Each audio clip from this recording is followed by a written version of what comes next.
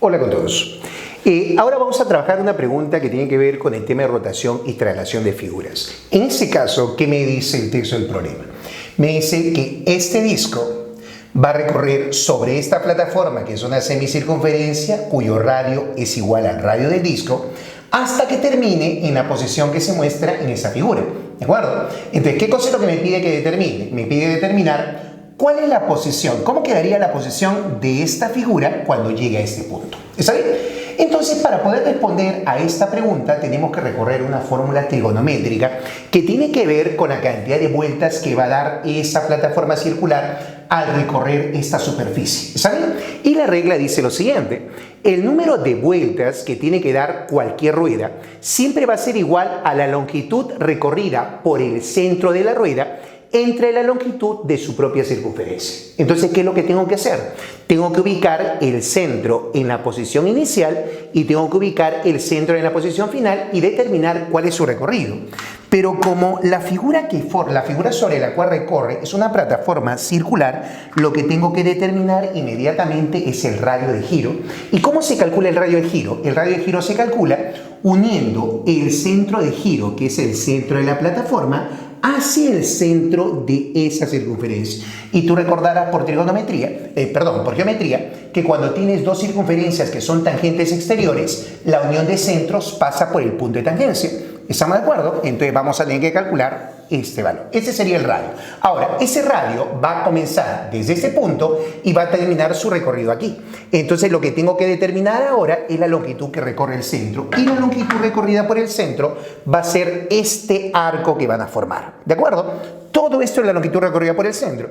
Y que para poder hallar ese valor que necesito inmediatamente, necesito calcular cuánto vale ese ángulo central y aplicar una fórmula. Pero, ¿cómo calculo ese ángulo central? A ver, vamos a seguir resolviendo. ¿Te acuerdas que el dato decía que los radios son iguales? Perfecto. Entonces esto lo voy a llamar R. Él también lo voy a llamar R. Pregunta, tú que dominas geometría que da miedo.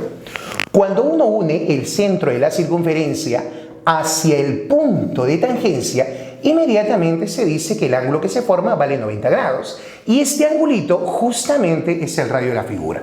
Ahora, yo te pregunto, ¿en qué triángulo rectángulo un cateto vale la mitad de la hipotenusa? Conocido, en el triángulo de 30 y 60. Por lo tanto, al cateto, que es la mitad, se lo pone 30 grados. A él también va a ocurrir lo mismo, él va a salir 2R, el R, así que sería 30 grados. Y si él vale 30, él vale 30, 60, todo metal 180, esto sería 120 grados. ¿Estamos de acuerdo? Por lo tanto, la longitud recorrida por su centro, ¿cómo lo voy a calcular? Lo vamos a colocar así, ¿ya? L, ¿no es cierto? L, longitud recorrida por el centro. Esto sería igual, fórmula para poder hallar longitud de arco. Acuérdate que la longitud de arco es el ángulo multiplicado por el radio, ¿no es cierto? Pero el ángulo tiene que estar en radianes, así que tenemos que hacer primero una conversión. A ver, esa conversión la vamos a hacer aquí al costadito, ¿no? Como una de las operaciones que tengo que realizar. ¿Cómo hago para convertir 120 grados al sistema radial? Lo multiplico. En la parte de abajo lo que quiero eliminar, que es grados hexagesimales, y en la parte de arriba radianes. ¿Y cuál es la relación? Que pi equivale a 180 grados. Se simplifica los grados hexagesimales, le saco 60 a el 2, le saco 60 a 3 y tendría 2/3 de pi radial. ¿Cuánto vale su radio? Su radio vale 2R. Por lo tanto, la longitud recorrida por su centro sería el ángulo que vale 2/3 de pi por el radio multiplicado, ¿de acuerdo? Multiplicado, es 2/3 de pi el ángulo, multiplicado por su radio, que vale 2R. ¿Cuánto me está saliendo eso? Esto me está saliendo 4R pi sobre 3. Esa sería la longitud recorrida por su centro. Inmediatamente, ¿qué es lo que tengo que hacer? A eso lo tengo que dividir entre la longitud de su circunferencia. Y por fórmula, la longitud de la circunferencia es 2pi multiplicado por su radio. ¿Y cuánto vale su radio? Su radio es igual a R. Lo reemplazo aquí. ¿Qué es lo que tengo que hacer ahora? Dividir esos valores para poder calcular el número de vueltas. Entonces decimos así: número de vueltas es igual longitud recorrida por el centro, 4/3 de R por pi, dividido entre 2pi multiplicado por el radio. De acá se simplifica R, se simplifica pi, lo divido entre 1 y aplicamos el clásico extremo sobre medio, ¿no es cierto? Tendrías 4 por 1, 4, y en la parte de abajo 2 por 3, eso me daría 6. Sácale mitad y mitad y estamos hablando de 2/3 de vuelta. ¿Estamos de acuerdo? Y si has dado 2/3 de vuelta, ¿cómo quedaría la figura al final? A ver, vamos a hacer el cálculo. Si yo tengo la circunferencia en esta primera posición, ya, vamos a tener acá, esta era la circunferencia, vamos a hacer que gire 2/3 de vuelta y vamos a averiguar hasta dónde llegó. Para suerte nuestra, en la figura inicial se está colocando acá un triángulo. Tengo que asumir que es un triángulo equilátero para que eso tenga más sentido y hacerlo más práctico, ¿de acuerdo? Entonces yo debo entender que estos 3 arcos son iguales. O sea que para una vuelta tiene que recorrer los 3 arcos. Como ha dado 2/3 de vuelta, solamente recorrería 2 arcos. Entonces me voy a basar en un punto. Si este punto es el punto P, ese punto P para recorrer 2/3 de vuelta en el sentido de giro, que es horario, partiría de esta posición y terminaría exactamente aquí. O sea, quiere decir que en el esquema el triángulo estaría técnicamente en la misma ubicación, pero las letras estarían en posiciones distintas, ¿no es cierto?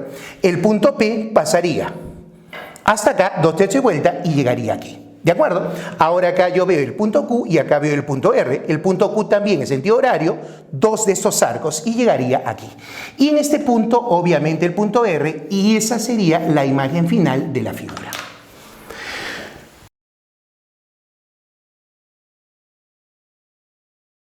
Hola con todos. Hoy tocamos lo que es el tema razonamiento inductivo. ¿Y de qué trata el razonamiento inductivo, no? Bueno, es un tipo de inferencia lógica mediante el cual yo puedo llegar a la conclusión del problema sin necesidad de hacer toda la resolución, ¿de acuerdo? Para ello tengo que analizar por lo menos 3 premisas y observar características comunes para llegar a una conclusión. En ese caso, para ganar tiempo, me dice en la pregunta, calcula el último término de la fila 21. Entonces uno empieza a observar y ve acá que en esta secuencia triangular se comienza escribiendo el número 1, 3, 5, 7, 9, 11, 13, 15, 17, 19 y así correlativamente, e inmediatamente reconoce que son los primeros números impares. Entonces, si reconoce quiénes son los primeros números impares, entonces yo tendría que saber él, que es el primer término. Si cuentas acá en orden, él sería el tercer término. Él sería el término 6, 1, 2, 3, 4, 5, 6. Él sería el término 10 y así correlativamente. Entonces tendría que averiguar en la fila 21 el último término en qué posición está. Y para eso, si te has percatado, solamente tengo que sumar la cantidad de números que hay hasta llegar a la fila 21. Es decir, sumar un número, más 2 números, más 3 números, más 4 hasta 21 y ya tengo inmediatamente la posición. Y calculando su término general voy a poder saber cuánto vale. ¡Wow! Tremenda operación que voy a realizar, ¿no es cierto? Entonces, la inducción me ayuda a mí a poder facilitarme esa operación solamente observando directamente la pregunta, ¿no? En el problema me pide el último término de la fila 21, por lo tanto voy a observar qué ocurre con los últimos términos de cada fila. ¿De acuerdo? Y a estos numeritos le voy a empezar a dar forma. Uno que visualiza inmediatamente aquí, observa por ejemplo que el último término en la fila 1 es obviamente el primer término también, está representado con el número 1. En el caso de la fila número 2, el último número es el número 5.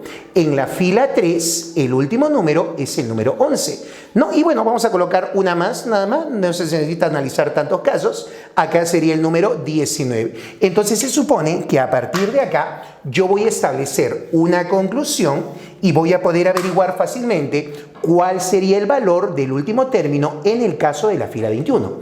Para eso observo los números, ¿de acuerdo? Y yo me percato de algo, ¿no? Algo que uno ya debe conocer inmediatamente, ¿no? Estos numeritos, si bien es cierto, así como están, no son conocidos, pero a veces jugando con ellos, eso quiere decir que le debes de repente aumentar algo, restar algo, empiezan a aparecer números conocidos. Por ejemplo, mira qué pasaría si yo inmediatamente a cada uno de estos numeritos le sumo la unidad, ¿de acuerdo? Solamente voy a sumar 1.